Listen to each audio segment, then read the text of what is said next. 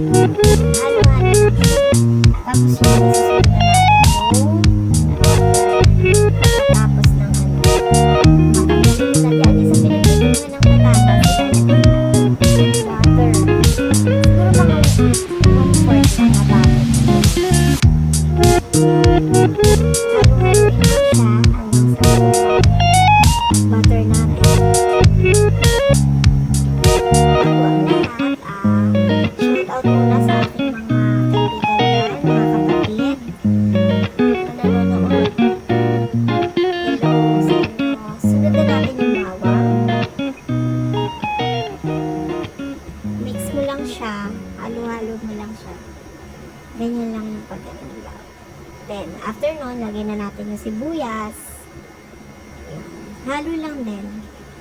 Yung usual lang din ng pagluluto ng mga ulam. Bawang, sibuyas, gano'n. Para ka lang din nagluluto ng minuto. Yan. Tapos, lagay mo na yung beef. Yung beef na, ano na ako dyan, pinalambutan ko na yan sa pressure cooker. Before kong isangkot siya. Para malambot. Kasi yung baka matagal palambutin. Para mabilis lumambot, pressure cooker ko muna siya. Bali yung pala part ng baka na yan is ribs, spare ribs. Tapos yan, ang nilalagay ko is tomato paste instead na tomato sauce. Tomato paste ang ginagamit ko. Tapos susunod mo na yung gata. Kakang gata lang nilalagay ko. Hindi ako naglalagay ng second gata. Yung first gata lang ang nilalagay ko dyan. Tapos halu-haluin mo lang siya hanggang mag-mix na yung gata sa beef.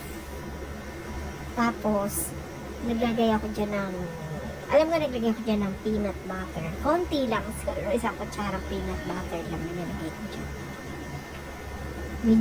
Medyo malakas ang apoy ko eh. Lagyan ko siya ng konting tubig. Medyo natuyo na kasi siya. Lagyan ko siyang pickles. Cheese. Kung may cheese kayo, kung wala naman, okay lang din wala.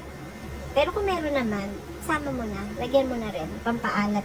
Instead na damihan mo yung asin. Pwede na yung cheese. Ayan. Haluin mo lang siya. Tapos, ayan, bell pepper. Kinuha ko yung medyo pula tsaka yung green pa. Ayan. Ihalo-haluin mo lang siya. Tapos, isunod mo na yung patatas saka yung carrots. Na advance fry na natin siya kanina. Stir fry na natin siya kanina. Ayan. Haluin mo na siya hanggang sa malambot. Actually, malambot na yung baka niyan eh. Yung beef. Malambot na siya dyan eh. Baka ilang minuto na rin kumukulo yan. Pagka nakukulangan ka sa tubig, pwede mong dagdagan. Tapos yun, pakuluan mo lang hanggang sa lumambot yung mga patatas, yung ibang ingredients. Ayan. Tapos nilalagyan ko siya ng siling parapa. Siling pula. Siling na buyo pala, sorry. Ayan.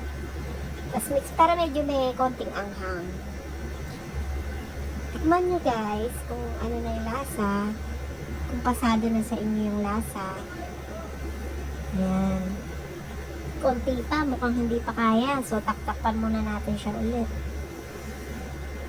Pagka okay na, siguro mga 5 minutes lang yan.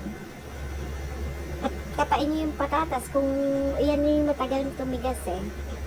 Kung hindi pa, hayaan mo lang muna siyang kumulo. Pero yan, parang sa part na yan eh, medyo malambot na siya eh. Kaya okay na yan.